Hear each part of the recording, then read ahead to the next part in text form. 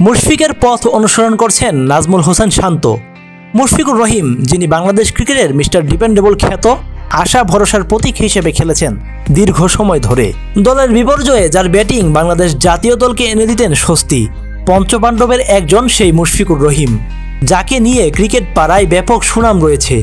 কারণ তিনি যে বড্ড পরিশ্রমী, প্র্যাকটিসে আসেন সবার আগে, স্কিল, জিম কিংবা রানিং সেশন সব কিছুতেই মুশফিকের উপস্থিতি সবার প্রথমে হওয়া চাই।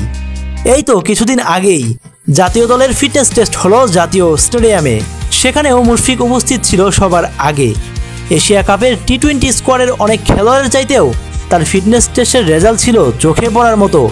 মুশফিকের কেরিয়ার শেষের পথে, আর নাজমুল হোসেন শান্তর কেবল তো শুরু। মুশফিককে অনুসরণ করেই হয়তো প্রতিদিন সবার আগে মিরপুরে ছুটে আসছেন এই বাঁহাতি ব্যাটসম্যান। ওয়ানডে ও টেস্টে নিয়মিত খেললেও টি-20 একাদশে এখন অনেকটাই অনিয়মিত জাতীয় দলের এই সাবেক অধিনায়ক। তাই নিজেকে ফিরে পেতে, ব্যাটিংয়ের উন্নতি করতে নিয়মিত মিরপুরের বিসিবি একাডেমি মাঠে ব্যাটিং অনুশীলন করছেন শান্ত। কখনো বোলিং মেশিন, কখনো থ্রোয়ার, কখনো বা নেট বোলারদের বিপক্ষে পাওয়ার হিটিং অনুশীলন করছেন প্রতিদিনই। ফিটনেস ও স্কিল দুই ডিপার্টমেন্টেই দারুণ পরিশ্রম করে যাচ্ছেন শান্ত।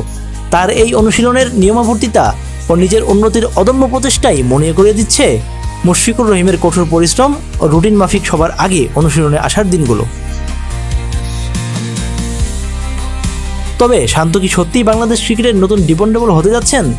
সেটার উত্তর সময়ই বলে দেবে। রাকিব রাজ, বাংলা স্পোর্টস।